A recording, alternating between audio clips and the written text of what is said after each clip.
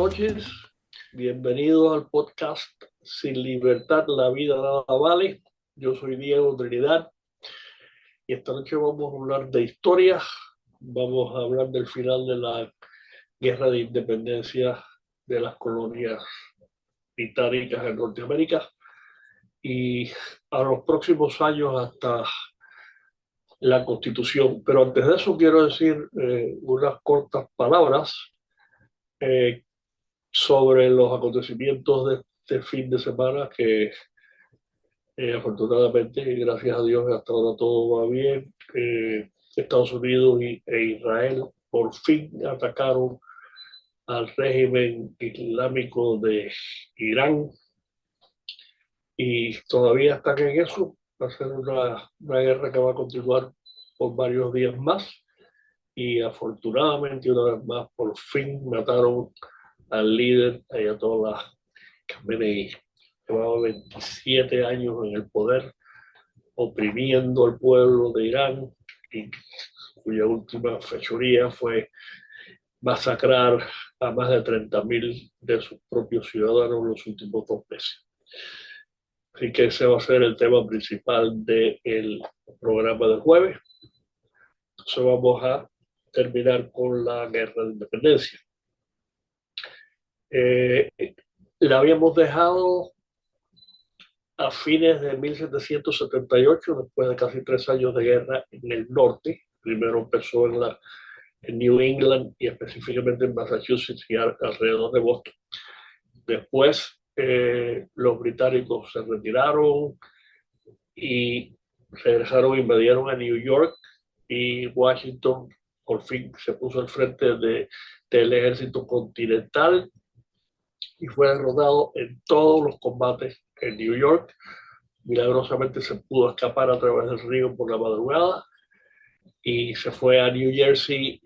Ahí estuvo varios meses más en campaña, ganó 2 combates relativamente importantes en el sentido que ganó en, en Trenton y Princeton, y después básicamente se acabó. Los ingleses se metieron en Filadelfia y en New York. A Filadelfia la abandonaron eventualmente el Congreso Continental que se reunía en Filadelfia, entonces se tuvo que mudar varias veces a diferentes pueblos en Pensilvania, hasta que regresaron a Filadelfia cuando los británicos se fueron. En New York estuvieron todo el tiempo, hasta el 83 que se terminó la guerra, que por fin se retiraron. Pero los británicos decidieron, cuando sustituyeron al comandante en jefe Howe, que fue el que empezó defendiendo el principio de la guerra en Massachusetts, hablaron a 3 generales. Henry Clinton fue el general en jefe y 2 subalternos, John Burgoyne, que les hablé cómo perdió la batalla de Saratoga, que fue lo que llevó a que Francia firmara un tratado de alianza con las colonias, con Benjamin Franklin en París. Y el tercero fue el general Cornwallis, que era muy buen militar, y ese fue el que se rindió finalmente en la batalla de Yorktown en el sur. Ellos consiguieron mudar la guerra para el sur, porque en el norte estaba todo estancado. Ellos estaban en las ciudades, pero mayormente en New York y Filadelfia, y el interior de las colonias, pues los colonistas lo controlaban mayormente. Pero recuerden algo que yo les dije desde el principio. Aunque esto fue una guerra de independencia y el ejército colonial, el ejército continental al mando de George Washington y todas las milicias estatales pelearon contra los británicos, tropas regulares y oficiales del ejército británico, más los casi 30.000 mercenarios alemanes que contrataron, que también mencioné, 3/4 partes de los que se quedaron aquí, los que no murieron. Pero en realidad, más que nada, más que una guerra de independencia en sí, fue una guerra civil entre los colonistas que estaban a favor de la independencia y los así llamados loyalistas que eran los eh, eh, nacidos aquí en las colonias, pero que apoyaban la causa del rey y del Parlamento británico. Y los dos eran nacidos aquí, los dos bandos eran nacidos aquí. Y esa guerra civil fue mucho más cruenta que la guerra de independencia en sí. Murieron probablemente a partes iguales peleando contra las tropas británicas, porque además se unían, o sea, las tropas loyalistas usualmente se unían a los regulares británicos, pero había veces que peleaban ellos solos, igual que había veces que peleaban contra grupos, contra milicias nada más, y no contra el ejército continental en sí. Pero fue una guerra civil muy cruenta y muchas de las barbaridades que se cometieron entre ellos, entre los nativos de aquí. Pero la guerra en el sur es mucho más inteligente. Hubo mucho más combates y combates diferentes a los del norte.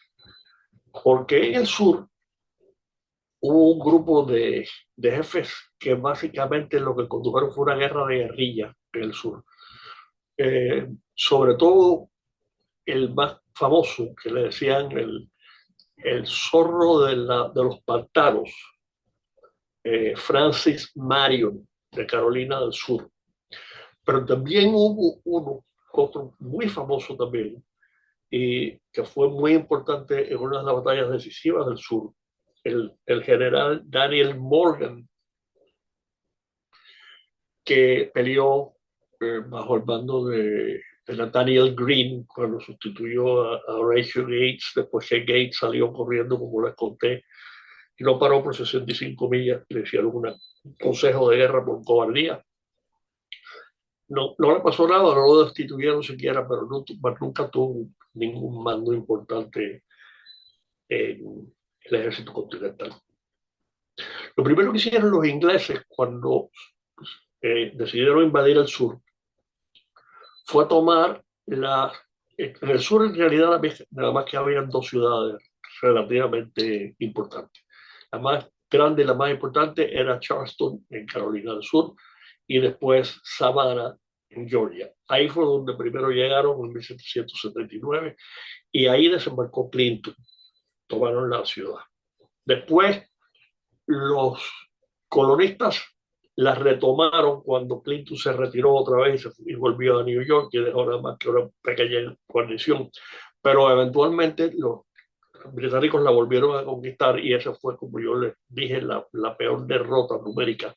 Perdieron un ejército como de 5.000 hombres, se rindió en Charleston sin pelear cuando fue sitiado bajo el general Benjamin Lincoln.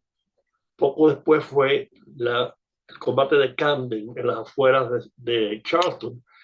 Ese ya Gates estaba a mando y fue el que perdió y huyó.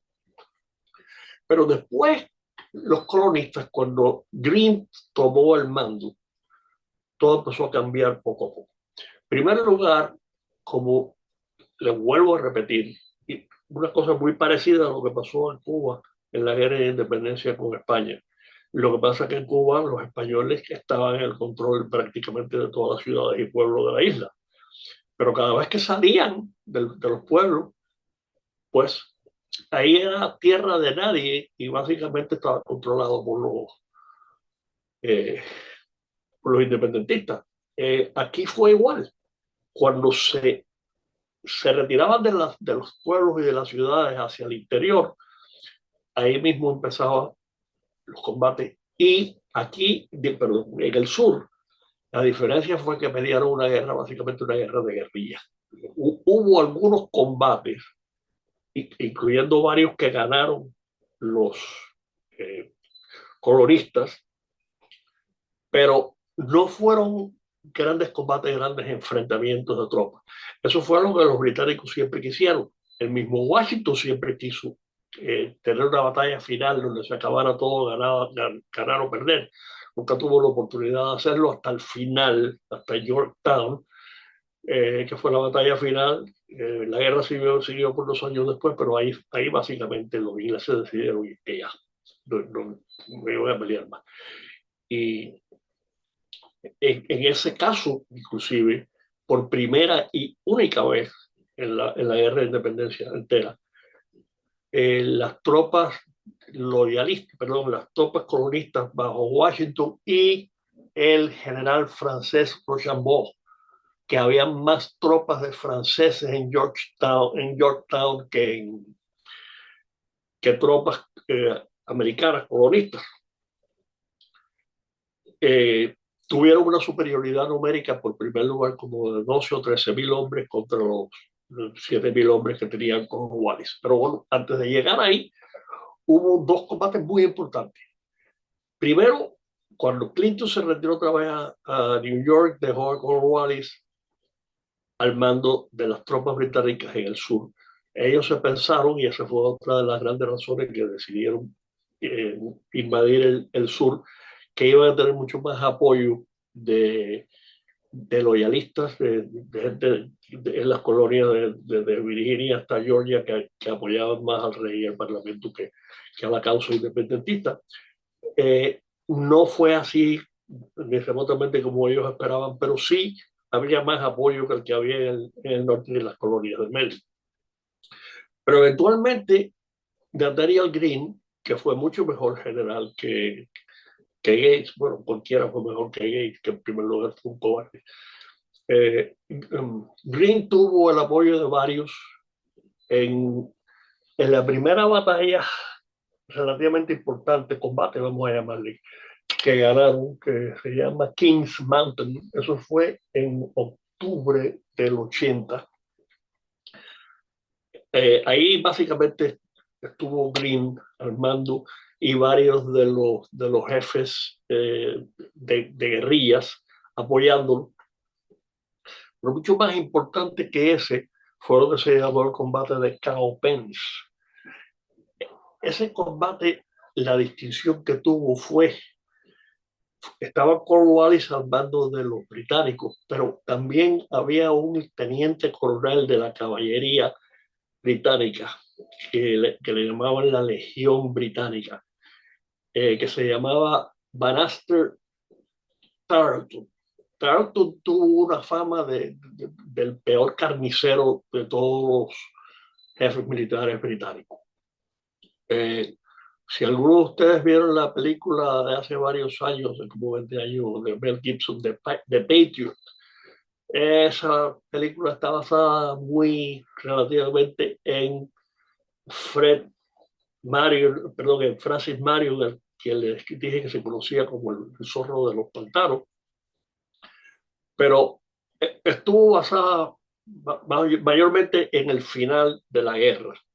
Y ahí pues presentan varias escenas de barbarias que cometieron los soldados británicos. En una ocasión que lo muestran en la película y eso aparentemente sucedió y hay evidencia histórica que metieron como a 200 personas en una iglesia y los quemaron vivos a todos.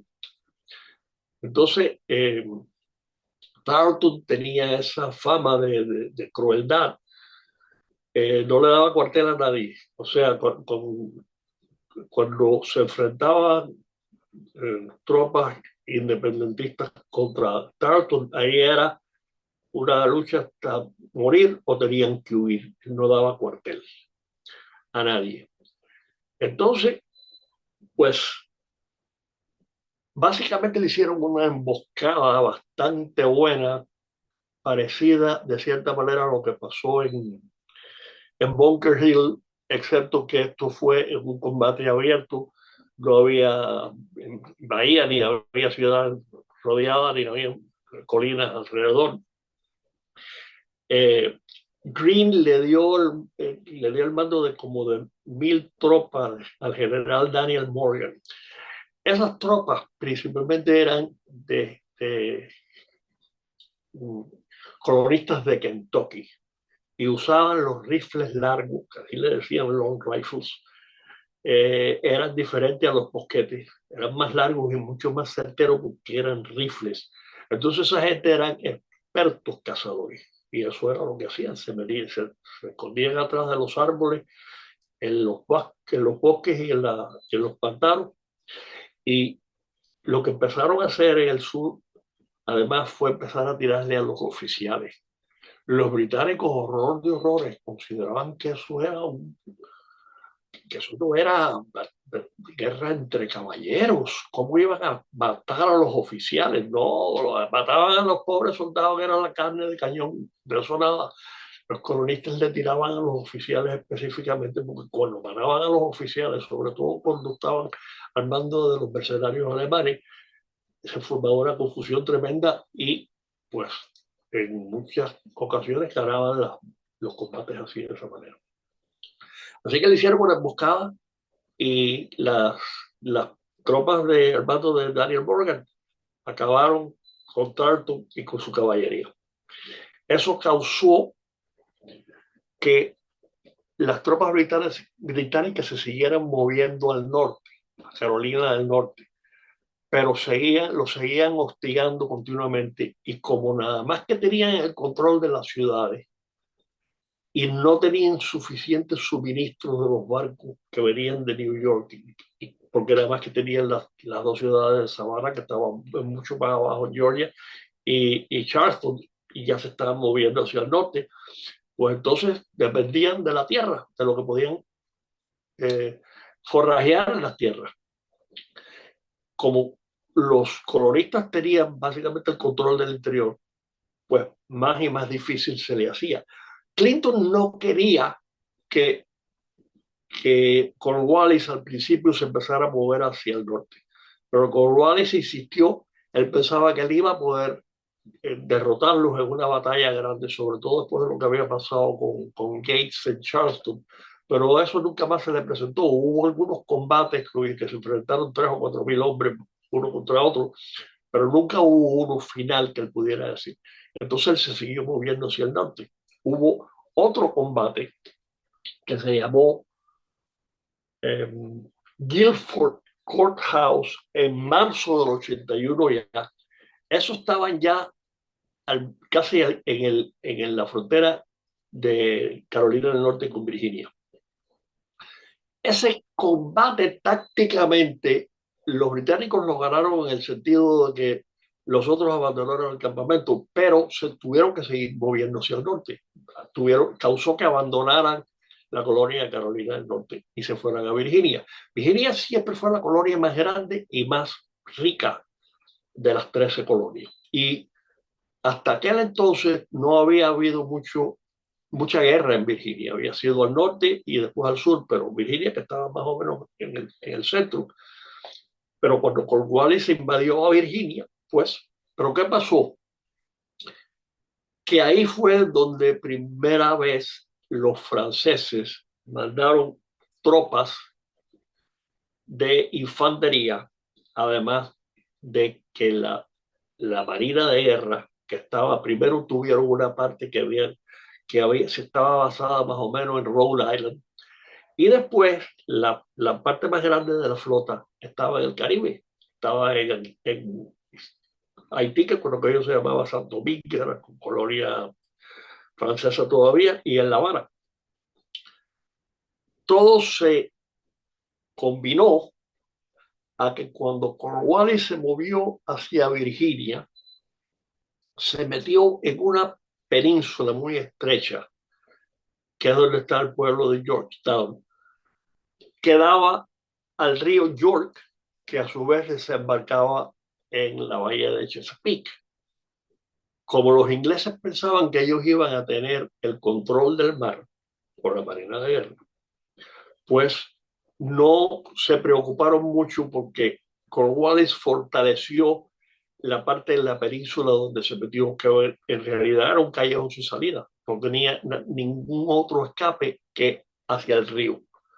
Pero ¿qué pasó? Que cuando la flota francesa se movió del Caribe hacia Chesapeake y se combinó con la otra parte que vino de Newport, Rhode Island.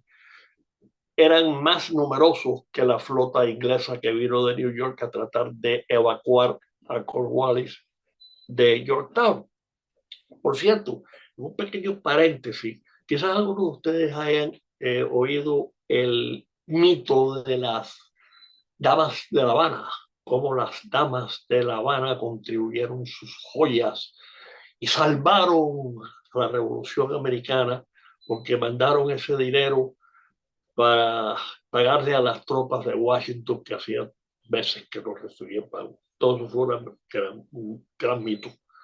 Se recaudó dinero, sí, pero de ninguna dama de La Habana, nada más que hubo una mujer, y simplemente fue un préstamo de la gente rica de la Habana, que por supuesto no se le podía ni siquiera llamar cubano, porque eran españoles nacidos en Cuba y decían criollos, no cubanos ni remotamente.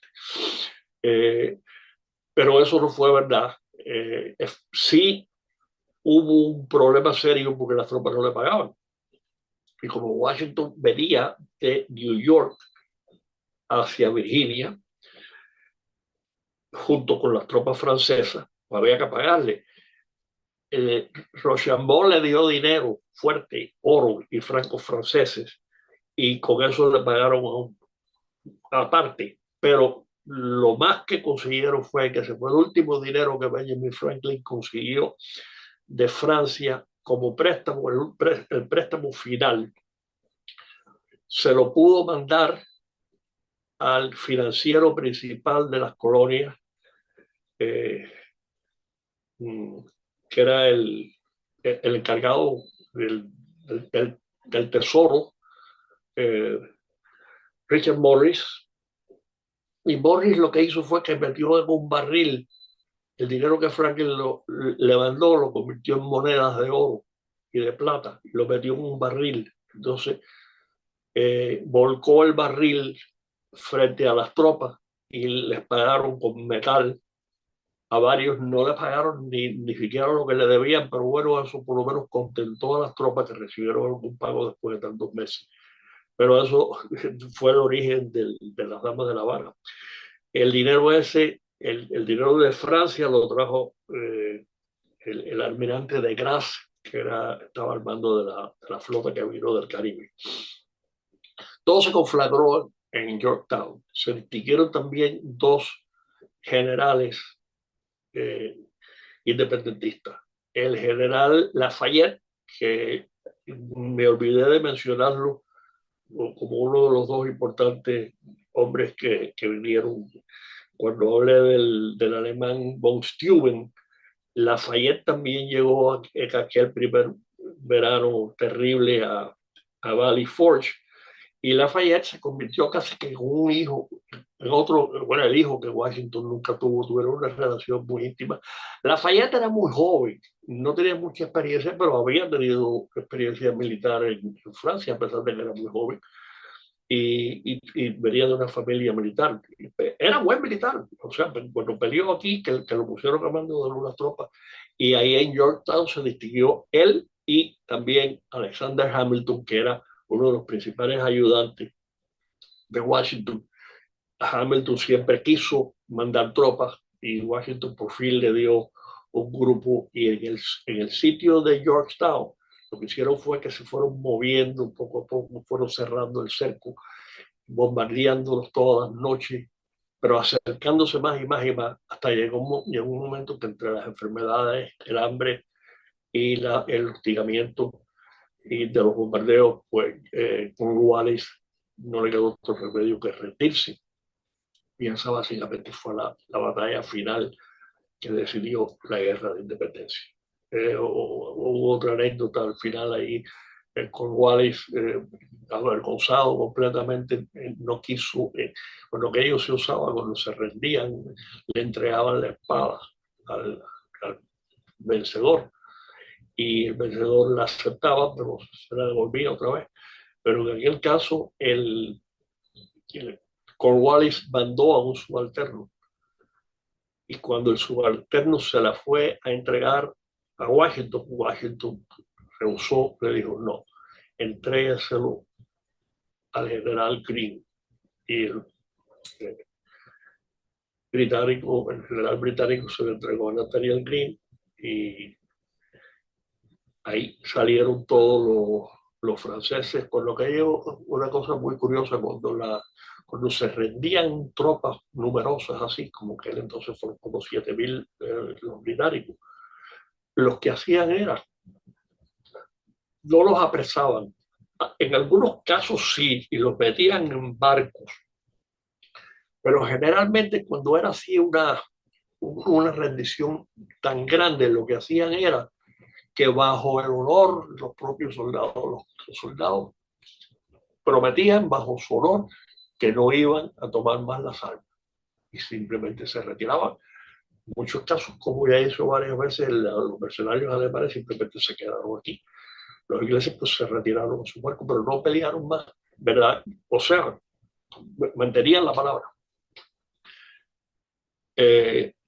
Y pues sencillamente esas tropas se perdieron. Todavía quedaban como 10.000 tropas británicas en New York y ahí estuvieron por 2 años más mientras se estuvo negociando el Tratado Final de París entre Franklin, que ya estaba, eh, John Adams, que lo mandaron también y estaba en Europa, pero principalmente había estado en Holanda, y John Jay, que había sido enviado a España, pero España nunca lo recibió porque España entró en la guerra en 1779 como aliado de Francia, pero nunca fue aliado de las colonias y, y del ejército continental. Es más, los españoles hace muchos años, los últimos 10, 15 años, han tratado de crear una narrativa de lo que tanto que ellos contribuyeron a la independencia de Estados Unidos. Todo eso es mentira, otro mito más. Pelearon, sí, pelearon bajo el mando de un brillante militar español, Bernardo de Galvez, que era el gobernador de la Luisiana, que por lo que ellos había pasado de Francia a España. Y Galvez ganó una serie de combates y básicamente sacó a los ingleses de lo que se llamaba la Florida del, del oeste, que iba casi desde New Orleans hasta San Agustín, toda esa parte que lo que hoy en día se conoce como el Panhandle de la Florida. Todo eso era parte de la colonia española de la Florida, pero de la Florida oriental. Y Galvez ganó en Baton Rouge, que hoy en día es la capital del estado de Luisiana, en Mobile, que es el puerto más importante de Alabama, y Pensacola, que era la ciudad más grande del sur después de New Orleans. Esas tres las conquistó, pero los españoles están diciendo que lo hizo por por la independencia americana. Nada de eso, simplemente lo hizo por quedarse con la Florida entera, que era parte de pues, la parte del este, sobre todo con San Agustín, era una colonia inglesa. No era parte, nunca formó parte de las 13 colonias, pero era inglesa. Y sí, España la conquistó y básicamente sacó a los británicos de la Florida, pero lo hizo por España, no lo hizo por la independencia americana. Entonces, básicamente vamos a dejar esto ahí hasta que en el próximo programa vamos a empezar a hablar de la Constitución. Pero quiero decirle unas palabras. Después que la guerra se acabó, que se firmó el Tratado de Paz después de 2 años de negociaciones, que por cierto, los tres magníficos negociadores americanos, Franklin, Adams y Jay, se habían comprometido a no firmar ninguna paz con Gran Bretaña sin el conocimiento de Francia, pero sí lo hicieron a espaldas de Francia, firmaron un tratado muy, muy ventajoso para lo que pues ya eran los Estados Unidos, porque ya habían dejado de ser colonias, se habían independizado y estaban peleando por su independencia, pero ya cada colonia era básicamente libre, habían adoptado una constitución, tenían una legislatura, tenían gobernadores ya americanos.